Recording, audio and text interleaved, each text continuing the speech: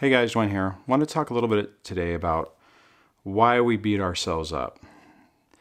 One of the things you'll notice when going through this is that we second guess everything we do, and we go back and play these things through our head on how we got to this point, what happened, how we should have, seen the warning signs, because the warning signs were there. Once we get out of this and we start looking back, we're going to notice all these different things that we should have, that we're going to think that we should have detected early on. And the thing I wanted to say about that is beating yourself up for whatever decisions you made in the past is counterproductive. You have to give yourself a break on this and not allow that to be another one of those feedback loops that starts and just tears you apart, because that's exactly what's going to happen. And here's the thing, it's super common for this to happen. I've gone through this. If you're watching this video, you've probably gone through this, and there's probably a lot of people who are watching this video who have gone through this in the past and can relate to it. And the thing is, we feel betrayed about being in this situation. And then once we realize why we were betrayed and what was happening to us, then we start second guessing. Well, not second guessing, but we start playing back all these scenarios in our head of what we went through. And then we're just not giving ourselves the credit that we need for going through what we went through. I mean, the one thing that all of us have to remember is we were tricked. Okay? You were tricked. You were played. Your emotions were played against you. These people used everything that you were looking for to play back and project back onto you to get you to fall for them. And even if you saw cracks in their facade early on, and now with an objective mind, you can look at it and you can be angry at yourself because you didn't see the truth that was right in front of your face. You have to remember that you were being played. You were being emotionally manipulated, and you were from the beginning. That's what was happening, but that's not the way it started out at first. They didn't come up to you and say, "Hi, just to let you know, I'm going to emotionally manipulate you and try to completely undermine your own sense of self-worth and try to destroy everything about you just for my own sick pleasure." That's not the way it plays out. And they start out learning everything they can about you, projecting that back on you, telling you everything that you want to hear. And then gradually over time, they start changing, are becoming their real person. And even in the beginning stages of that, it's still like a cat and mouse game. It's not 100%. You can look back on it and you could probably see some things where they were telling you exactly who they were and you chose not to listen. But you were conditioned for it. You weren't, and more than likely, if you're honest with yourself and you look back, and the times that the mask did slip, and you did call them on it, more than likely they did something to turn the tables. They did something to either to make you feel guilty about it, or to place blame someplace else, or to change the dynamic to where instead of you being mad and focusing on the issue of what they were doing, they did something to make you feel guilty about it, and then you backed off. Okay? So when you're playing this back and you're feeling bad about what happened, you have to keep it in that perspective. You have to think about it in the reality, the complete reality, right? I mean, think about it. When you were with the person, you had this facade and what you were thinking, right? So that was over here.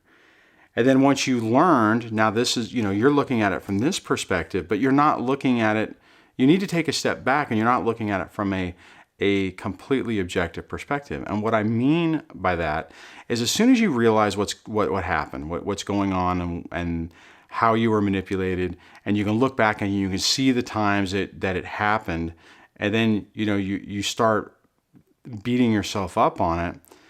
You have to remember that when you were in the middle of it, you didn't see it, and you just kind of dealt with it.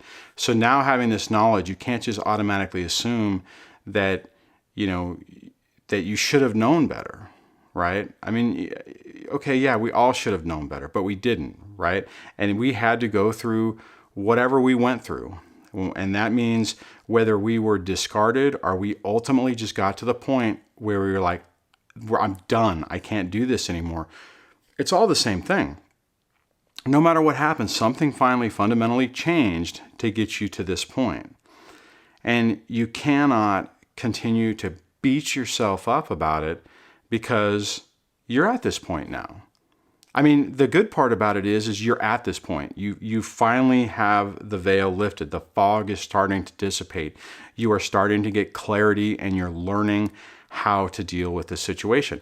That's what's important. That's what you need to focus on. And hey, guys, a lot of us are going to continue to make mistakes, right?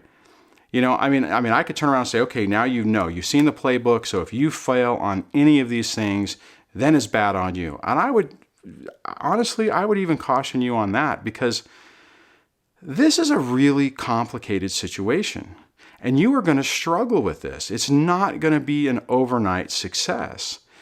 You are going to deal with the constant thoughts about this person. You're going to deal with the constant thoughts about them. You're going to be about the illusion, about what you went through, and then struggling with how being over the person, not being over the person. And it's really complicated. This is a very pervasive attack, and it's very detailed in how intrusive it was in your life. And it's going to take time to disentangle yourself from that. The reason I bring this up, and I've seen this not so much on the comments that are on this channel, but I've seen other people.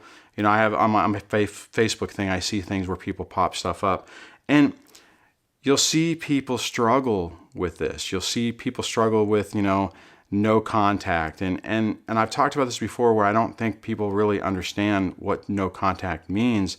But I get it. It's an iterative process, right? You have to basically detoxify yourself from this other person and what they've done to you, and the emotional abuse that continues. And then if you have kids, like most of the people on this channel do, then it's even worse, because you have this person who has this anchor with the children that gives them a reason to engage and be involved in your life. And more than likely, they will, as soon as you get to the point that you start setting up boundaries and you start establishing those boundaries, they morph from focusing on you to focusing on your kids. And then they use your kids as methods of communication. Well, they do one thing. They either use your kids as methods of communication, or they use the kids as method of abuse to try to force you to talk to them. So, and then the thing is every time you make a step ahead, typically they adjust their actions to compensate for it. And so that means that this is an ongoing process. That means that you're going to be dealing with this in a bunch of different ways for a long period of time. And to wrap this back into what I'm talking about in this video is, you have to give yourself a break. You can't constantly be beating yourself up because of the situation you're in. You're in the situation, you're having to deal with it. We all are, right? There's really not a whole heck of a lot any of us can do, minus walking away completely from the situation. That's probably about the only thing that we could do completely. But that, for most of us, is a non-starter, because we still have a relationship with our kids that hasn't been completely destroyed, and we're still trying to deal with that and still trying to fix that. So with that, when these things happen, and whenever you have a bad day and you do something wrong, you break no contact, or they push your buttons and you respond, you need to recognize that you did it. You need to recognize that probably it wasn't the best option, and then just pick yourself back up and, hit the reset button on yourself and start up again, right? Okay, so I just wanted to get that out there, because I have seen some comments on my channel where people are struggling with that. And I know that's a common thing that I put out there is, you can't just continually keep beating yourself up, because it serves no purpose. Learn from what you've done. Learn from the mistakes that you've made. There's no reason to destroy yourself in that process, and do your best to try to not do it again. Mitigate the impact that person has against you, to be able to push your buttons to get you to react in ways that you don't really like, and just keep taking those baby steps, one step at a time, one day at a time, one moment at a time. And, things do get better. So, but you have to be careful with how you punish yourself because of the situation, because that doesn't serve any purpose. So on that, if you want to add some of your own views and ideas about this, please add those in the comments below. If you like this video, please give it a thumbs up. If you like the channel, please subscribe, and I will chat with you guys on the next video. Take care.